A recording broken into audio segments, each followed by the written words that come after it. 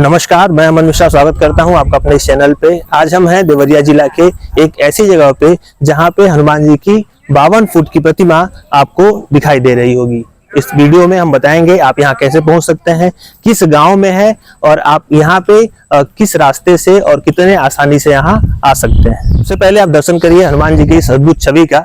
मेरे हाइट से आप अंदाजा लगा सकते हैं 6 फुट 2 इंच की मेरी हाइट है और मैं लगभग इसके बेस के बराबर हूँ। मेरे हाइट से ही आप इसकी मूर्ति के हाइट का अंदाजा लगा सकते हैं। एक बहुत ही विशाल मूर्ति, जिसे पूर्वांचल का सबसे बड़ा हनुमान जी का प्रतिमा बताया जा रहा है।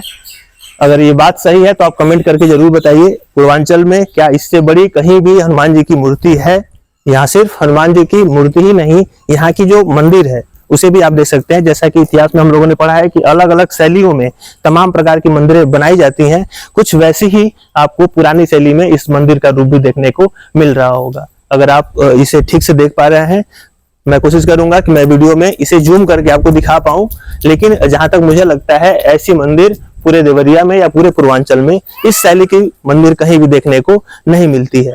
मंदिर प्रांगण में ही मंदिर के जस्ट बगल में आपको हनुमान जी की प्रतिमा दिख रही होगी और ठीक इसके बगल में यहाँ पे एक अच्छी बैठक व्यवस्था भी है। यहाँ के स्थानीय लोग ने जैसा बताया कि यहाँ पे मंगलवार को और शनिवार को बहुत व्यापक स्तर पे भीड़ होती है। तो मैं चाहूंगा कैमरामैन से अपने जरा मेरे पास है, आप यहाँ आके देख सकते हैं कि कितनी अच्छी बैठक व्यवस्था है। यहाँ पे सीमेंट की तमाम तरह की सीटें लगाई गई हैं और लगभग पर्याप्त सीटें हैं। अगर यहाँ पे 100 लोग भी आते हैं तो बहुत आसानी से इस प्रांगण के अंदर बैठ सकते हैं। जहां बैठक व्यवस्था है, यहाँ के आसपास चारों तरफ देख रहे होंगे, हरियाली, बिल्कुल हरियाली है और यहाँ पे छोटे छोटे पेड़ पौधे लगाए गए हैं ताकि यहाँ का जो भी माहौल है वो स्वच्छ और साफ रहे। गर्मी के दिनों में भी मुझे नहीं लगता कि यहाँ पे बहुत व्यापक स्तर पे गर्मी होती होगी, क्योंकि पूरे प्रांगण को हरियाली के तौर पे पेड़ पौधे लगा के इसे उस व्यवस्थित रूप से ढाला गया है जिससे लोगों को गर्मी का कम से कम एहसास हो सके। हमारे साथ हैं मंदिर के पुजारी बाबा से पहले बाबा का परिचय लेंगे, फिर जो भी हमारे लिए उचित सवाल होगा उसके उत्तर को आपके पास पहुंचाने का प्रयास करेंगे। बाबा, सबसे पहले आप एक छोटा सा परिचय अपना जरा दीजिए। हमारा नाम पंडित ध्रुव कुमार मिश्र है और हम मंदिर में 12 नवंबर 97 से पुजारी हैं। माँ कुमार वार्ता, हाँ 12 नवंबर 97 से माँ कुमार वार्ता देवी मंदिर के पुजारी थे। मेरा घर ग्राम जोगिया पड़ता था, पोस्ट सांडा, जनपद देवरिया।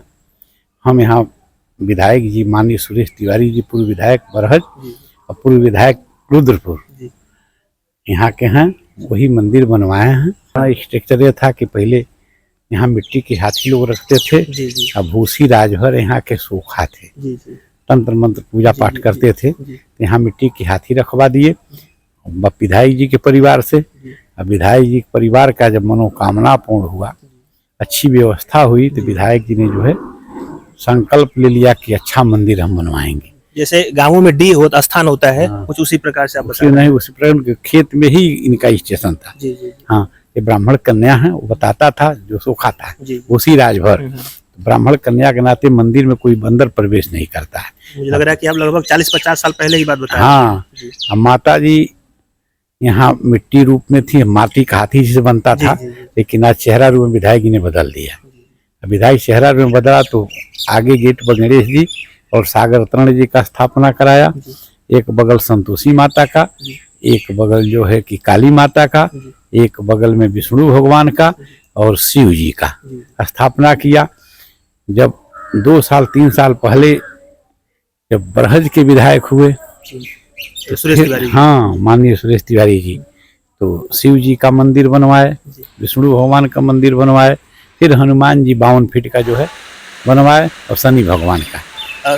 कैसे ये सोच डेवलप हुआ कि इतना बड़ा प्रतिमा जो है इस गांव में स्थापित किया जाएगा? कहीं ना कहीं कोई ना कोई तो कहीं देवरिया माननीय मुख्यमंत्री जी जो है कहे कि हम 51 फीट का राम जी को अयोध्या बनवाएंगे, तो विधायक जी के मन में इसी जागृति आई कि हम 52 फीट हनुमान जी को देवरिया में लाएंगे। तो विधायक जी थे बहुत उत्साह में आ गए और उन्होंने प्रण ले लिया और बनवाया। में लगा होगा मंदिर को या मूर्ति को निर्माण होने में? वह मंदिर तो बन गया था, इस मंदिर में 3 साल लगा। इस केवल मूर्ति की बात कर रहे हैं? हाँ, 2.5-3 साल। 2.5-3 साल। कलाकार बाबा साउथ से आए थे। साउथ से? हाँ, पूना के बड़े लड़के संजय तिवारी जी ने जो है और उनकी बड़ी लड़की एक ही है ममता जी, और उनके नाती श्री सागर प्रण जी, हनुमान जी का नाम है ना, तो ये सागर जी उनके एक ही नाती थे संजय जी के, और उनकी नतिनी एक है। उन्होंने कहीं गया था, देखा साउथ का ईसा मंदिर, तो आ करके विधायक जी से बताया।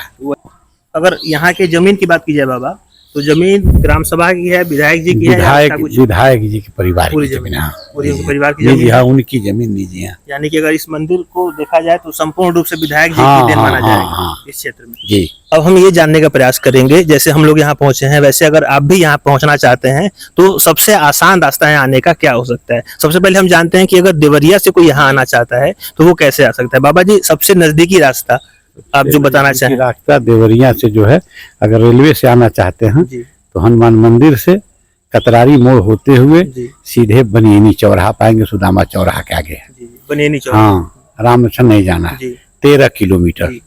अब मंदिर पाने के लिए 15 किलोमीटर बस देवरिया। यानी कि राम लक्ष्मण के पहले ही एक छोटा सा चौराहा है जिसका नाम है बनेनी चौराहा। वहां से आप आधा किलोमीटर अंदर आएंगे गांव में तो आपको ये प्रतिमा और ये मंदिर देखने को मिलेगा। अच्छा, और कोई गोरखपुर की तरफ से आना चाहे तो? गोरखपुर से आना चाहता है तो सीधे गौरी बाजार आएगा, और गौरी बाजार से राम लक्ष्ण आएगा, और राम लक्ष्ण से बनियनी चौराहा से फिर इधर जो है। यानी कि कोई मुश्किल रास्ता नहीं है, कोई भी आसानी से आ सकता है। अच्छी सड़क, अच्छी व्यवस्था, तो पूरी अच्छी सड़क है। जैसा कि बाबा ने बताया, मैं खुद यहाँ पे पहुंचा हूँ, देवरिया वाला रास्ता भी बहुत सही है, और गोरखपुर से गौरी बाजार होते हुए भी अगर कोई आना चाहता है तो बहुत अच्छा लगता है, आप यहाँ पे आ सकते हैं। बाबा, हम आपसे ये जानना चाहते हैं कि जैसे यहाँ पे रख रखाव का जो भी मंथली खर्चा होता होगा, महीने का जो खर्चा होता होगा, उससे कौन देखता है? माननीय सुरेश तिवारी विधायक यही देते हैं। संपूर्ण जो भी खर्चा सारा वह देखते हैं। पुजारी के तौर पे आप सिर्फ पूजा करते हैं कि वेतन के तौर पे आप यहाँ हैं? भी हमको देते हैं 10,000 तनख्वाह, स्वयं वो विधायक जी देते हैं जी। बाबा, इस पुजारी के काम के अलावा, यानी कि जो भी आप सेवा में लगे हुए हैं, इसके अतिरिक्त भी अगर कुछ करते हो आप? मौका मिलता है श्रीमद् भागवत कथा का श्रीमद् पाठ भी करते हैं। हाँ, व्यासपीठ और क्षेत्र के हाँ पूजा पाठ, सप्तचंडी हुआ, रामायण हुआ, कथा हुआ, विवाह हुआ। क्षेत्र की लंबी जजमानी मेरी है, साड़ा से लेकर के इस रनिहमा बॉर्डर तक, अरुदपुर तहसील का पूरा प्रांगण का अधिकारियों का सारा कर्मकांड भी कराते हैं। जैसा कि आप देख रहे हैं, बाबा की भी जानकारी हम लोग ले रहे हैं और बाबा में भी इंटरेस्ट बढ़ता जा रहा है। बाबा, अगर पूछें कि योग्यता आपकी क्या है, हालांकि आपका उम्र बहुत ज्यादा हो गया है, लेकिन अपने समय के अनुसार भी आप कुछ बताएं। अपने समय में देखिए, मैं 87 से इंटर पास हैं, राम नगीना पांडे के समय, यहाँ 100 बीत गिर जाता था पीठ पर, नकल थोड़ा सा भी नहीं होता था। और हम BA महाजन डिग्री कॉलेज चौरी चौरा से किए हैं, और MA जो है कि हमारा जो है संपूर्ण ज्ञान से नहीं है। हाँ, क्योंकि जिम्मेदारी पिताजी का मेरे डेट हो गया 83 में, तो मैंने जो पढ़ करके ही पढ़ा और वहाँ डिग्री लिया। हाँ। तो जैसा कि देख रहे हैं, बाबा ने भी अपने जीवन में काफी संघर्ष किया है और लगभग 40-45 साल से यहाँ सेवा भी दे रहे हैं, और इसके अतिरिक्त भी जितने भी काम बाबा ने बताए वो लगभग सभी करते हैं। अगर आपको बाबा से कांटेक्ट करना है तो मैं बाबा के इजाजत के साथ पूछ सकता हूँ। बाबा, क्या नंबर मैं आपका दे सकता हूँ लोगों को? हाँ, 9956324438 मेरा नंबर है, और मेरा लड़का तहसील रुद्रपुर का जो है पुजारी है, हनुमान जी का, हम यहाँ के पुजारी। तो अगर किसी को बाबा से डायरेक्ट भी संपर्क करना हो तो मैं नीचे नंबर दे दूंगा। पूरा स्थान का जो भी यहाँ पे एड्रेस होगा वो मैं आपको देने की कोशिश करूंगा, और आप भी अपने परिवार के साथ यहाँ पहुंचे। बहुत ही सुंदर जगह, बहुत ही खूबसूरत जगह, और बहुत ही शांतिपूर्ण तरीके से अपने परिवार के साथ यहाँ पे आप समय व्यतीत कर सकते हैं। बाबा, यहाँ पे शादी विवाह से संबंधित जो भी कार्यक्रम होते हैं, छोटे बड़े, सारे यहाँ पे करने की व्यवस्था दी जाती है? व्यवस्था दी जाती है, और सबको सुरक्षा की व्यवस्था दी जाती है। हाँ, कहीं कोई किसी को तकलीफ ही ना हो, बाहर अदर के लोग आकर के कोई उनको परेशान न करा।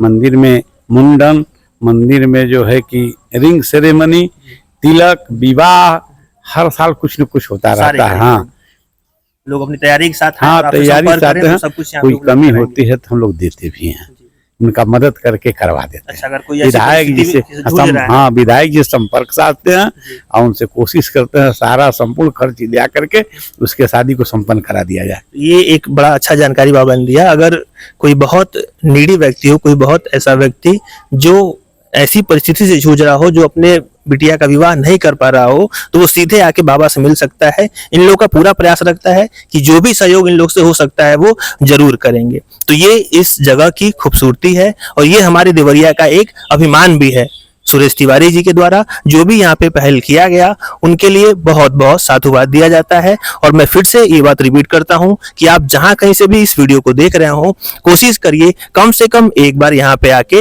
इस हनुमान जी की अद्भुत प्रतिमा का दर्शन करें और बाबा से मुलाकात करके जो भी आपकी समस्याएं हैं आप इन्हें बताएं। बाबा आपका सहयोग अवश्य करेंगे।